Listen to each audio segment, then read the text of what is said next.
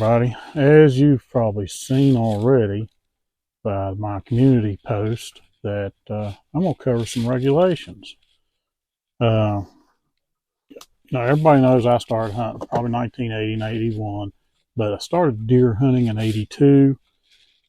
But over that time, I have collected and saved all of these hunting regulations for West Virginia. And I have some of the fishing regulations as well. But, this started, the one I'm missing is 1982. That's the year I started deer hunting up at camp. And, but back in the day, these regulations, they were slick, it wasn't paper like the current regulations are, what I call toilet paper. And what was so nice about these, and I'm going to show you, was you open it up, and here was this is 81 to 82 hunting and trapping seasons and possession limits. So it was right there, all in a nutshell. Then you flip it up and open it up even further. Okay, here we had the hunting regulation, seasons and possession limit. Here you had the 1981 white-tailed deer firearms season. Showed every county in West Virginia had a firearm season except for the 4 here in the southern counties, Logan, Wyoming, McDowell, and Mingo County. They're bow hunting only. Simple, okay? Then you get down a little further in these regs. You have the summary of the General Hunting Laws pistol regulations. All cut and dry. Okay, once you finish on that side, you flip this thing over and you had the general trapping regulations, and it shall be unlawful, all the stuff that's unlawful, when license or permits not required, public hunting and fishing area and state forest, general bow and arrow hunting regulations, fishing, hunting, and trapping regulations, meeting schedule, and special muzzleloader loading deer season regulations, all right here. Now, it was that simple. Then, here was the 81 boar season. You had fall turkey season, and it showed what counties and the dates and what areas was closed. And as you can see, back in 81, pretty much all of West Virginia was closed to fall turkey hunting. Okay. Then you got down to the bear hunting. And that was pretty much it. On the very, very back of this, and this was all colorful. Like I said, it was easy to understand. Didn't have to have a law degree to understand it. And then, of course, on the back side, after I done folded it all back up, the license fees was all listed right there. And, get this, the resident statewide bow or gun hunting and trapping license, Class A, was $6. The bear damage stamp was $4. Antlerless deer license, Class N, must be applied for, not valid without eligibility card. That's when they had the lottery system. Was $8. A special resident wild boar was $5. Resident statewide combination bow or gun hunting, trapping, and fishing license. That was your, let's call it, because I don't think they had them back then, that was basically your sportsman's license. It was $10. But there's a little asterisk, requires DNR, let's see, license issuing fee, in addition to cost of license, 50 cents for license agents or 25 cents for county clerk's office. Only one issuing fee will be charged for license and or stamps purchased for the same time or at the same time in one name. Purchases of separate licenses at separate times shall be subject to that fee. Okay. Then you had the non-resident license for bow and arrow hunting and fishing was $15. Non-resident bear bow and arrow hunting was $1,000. Non-resident bow or gun hunting license to hunt all game in the counties except wild boar was $50. And resident bear hunting license, non-resident bear hunting license was $1,000. That was for a firearm. Then you had a special resident hunting license for disabled. I think that was, I don't even see a charge for that. There is a non-resident commercial shooting preserve license. That was $3. Non-resident small game was $8. Resident small arms hunting, which would have been pistol, was $5. National forest and hunting license was $1. But, you know, this was all simple. And like I said, you know, they stayed that way. I'm missing 82. They stayed that way for 83, 84, 85, on up to the last one I have is 1995. And still same layout. There's all the general hunting laws and regulations. Continued over here on this side.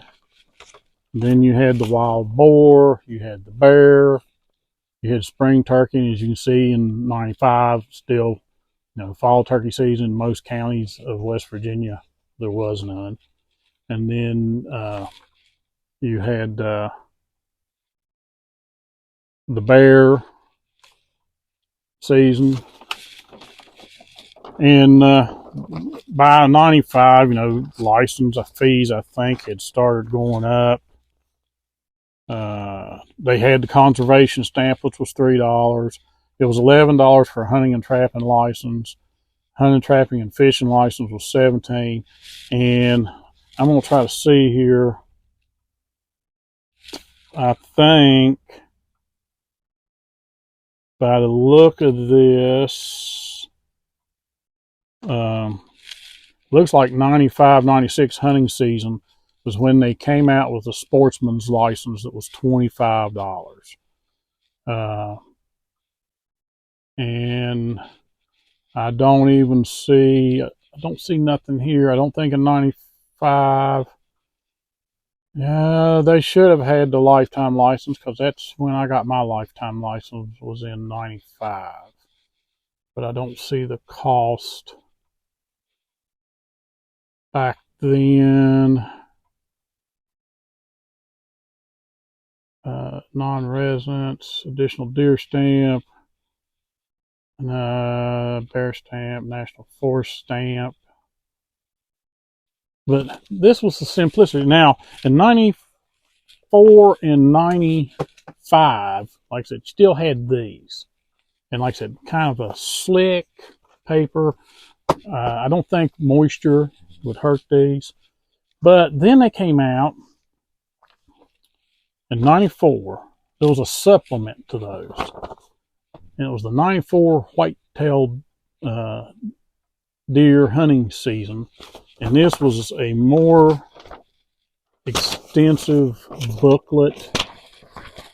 You had your general deer hunting regulations and archery deer hunting regulations.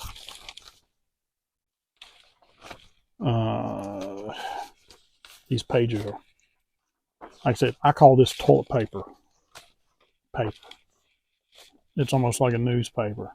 94 bucks only deer hunting section, what counties. Concurrent hunting during bucks only. Additional deer gun license, class RG. I can't remember what year. I have to go back through those pamphlets and look to see what year those became available. Let's say at least 94. And then the 84 antlerless deer hunting regulations. Again, simplicity. Even though this was another, this was an addendum to the pamphlet type. These were a little bit more detailed. And this was back when you actually had to purchase or get an application. This is for the wildlife management areas. You had to get an application to doe hunt, turn it in to the DNR before a certain date, usually I think it was in August, and hope you were drawn, because these were limited. Hillcrest Wildlife Management Area up in Hancock County, only 20. I'm trying to look here. Let's say Stonewall Jackson Wildlife Management Area, Lewis County, only 340 were being drawn. So you had to get your application in, and if you were drawn and you got your, let's say, permit, it was a green, come in the mail, had a check-in tag, and it was basically your license to doe hunt. And you had to go to a local agent or whatever, and you bought a stamp, and you had to put down what county it was for, why you were there at that agent, purchase it, and attach it to that green license that you got from the DNR for being, drawn. And then you could doe hunt.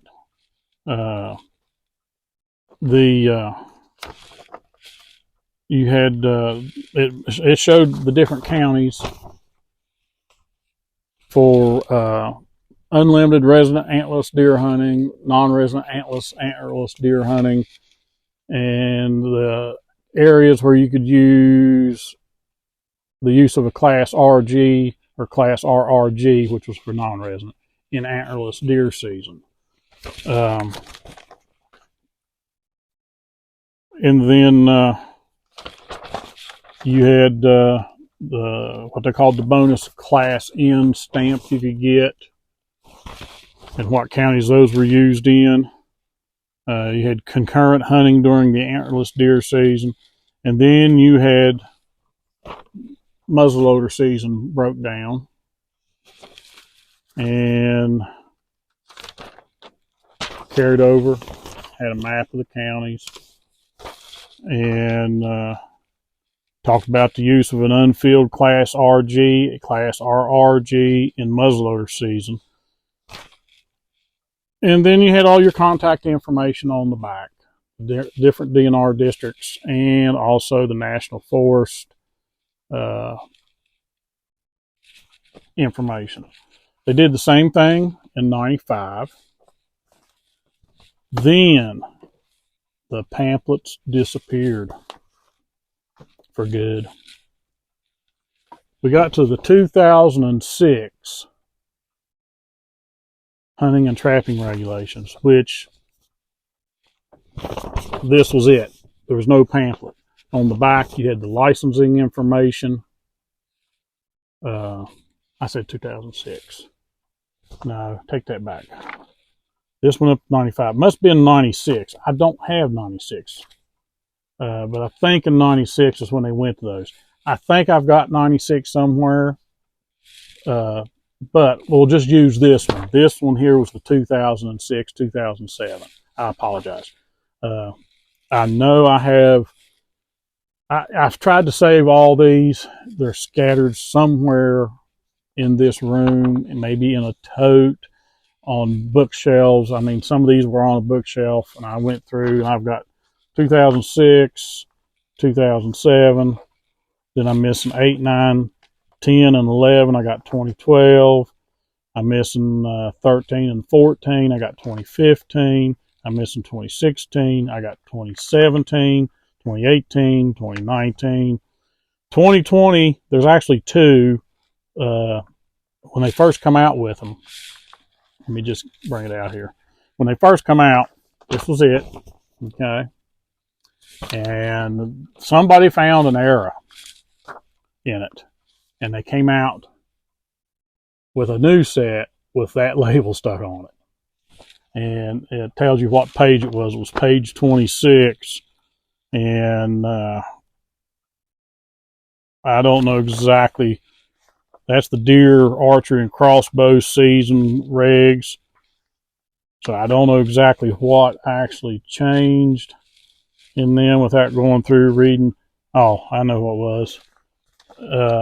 In the one copy that was not corrected, it was this stuff right here in bold. That was something new.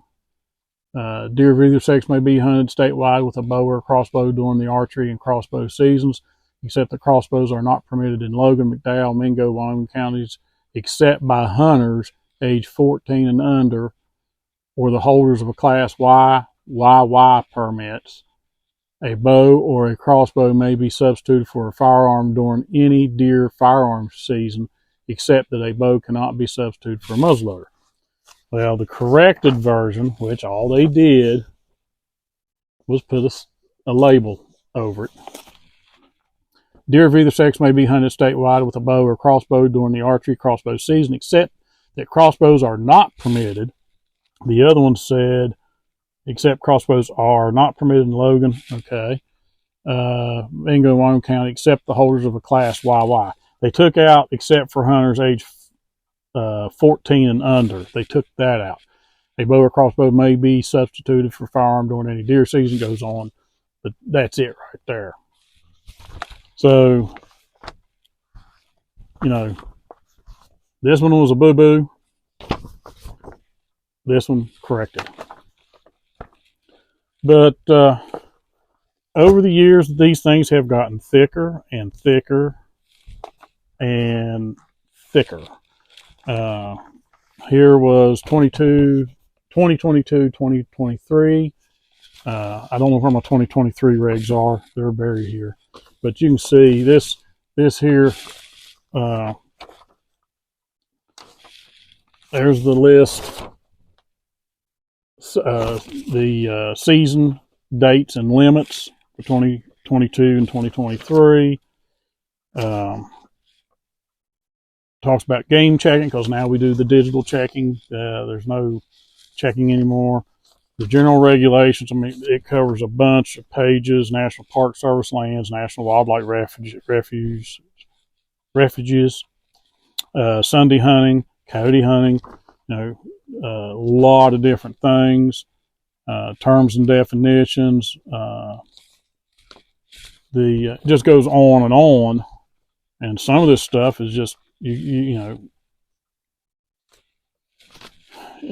like I said in the text to the community posting I made, or maybe the short video I made, you almost have to be an attorney to understand it. Whitetail deer, I mean, this has really, really gotten crazy on how much stuff. And this section here is just basically, well, it covers archery and crossbow seasons, but it covers by counties, different things, different limits allowed: buck firearm season, antlerless firearm season, muzzleloader season. And this is wildlife management areas and a bunch of stuff. And then there are, and I know some people may have seen them, some people may not, there are deer running around with collars on. And it tells you how to report harvest of a tagged white-tailed deer. Now, I have seen some deer that are collared that don't have a transmitter or anything like that on. It was somebody's pet that got loose over on our hunting lease. Deer antlerless firearm seasons. And, of course, it's still, you got different maps. Every county has a different limit. There's no longer, well, I don't want to say there's no longer a lottery system. There is still some lottery system going on. And then where counties are split, like, okay, here's a home county, a Fayette County. East of Route 19, north of New River, is a doe season. West of 19 and south of New River, no doe hunting. You're not allowed during doe season to shoot a doe. That's the reason why if I hunt down on the farm during muzzleloader season, I'm limited to a buck only. That was my biggest gripe about this 2024, 2025 regulations, where this group convinced the commission to go to a 2-buck limit instead of leaving it at a 3-buck limit. Our DNR biologist told the commission there was no need to go to a 3-buck limit, but it's politics, I'll put it that way. And on who you know. This group apparently knows some people that make the decisions. But firearm season, again, every county of the state except for these 4 here in the southern part of the state, that's bow hunting only. But this thing has gotten really in depth. We got CWD up in the northwest part or northeast part of the state. So there is a section on CWD and what counties and what you're supposed to do if you harvest a deer. It has to be checked.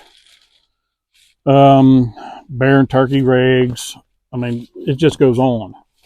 This thing is 46 pages. 46 pages when we basically had just a pamphlet that covered all our regs. So that's how things have changed for hunting in West Virginia. If you hunt, whether it's deer hunting, squirrel hunting, coyote hunting, bear hunting, whatever, you got to read these. It's not like it used to be 40 years ago, 43 years ago.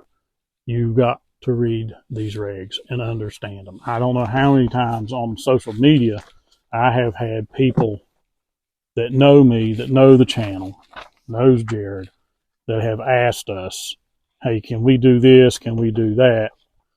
Of course, I pull out the regs. I quote the regs. Sometimes I even take pictures and send them to them because it's it's a text messaging thing like Facebook Messenger or whatever.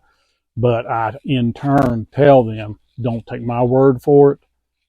Go and look at the regs. Get you a copy of the regs. You can get your regs online in PDF.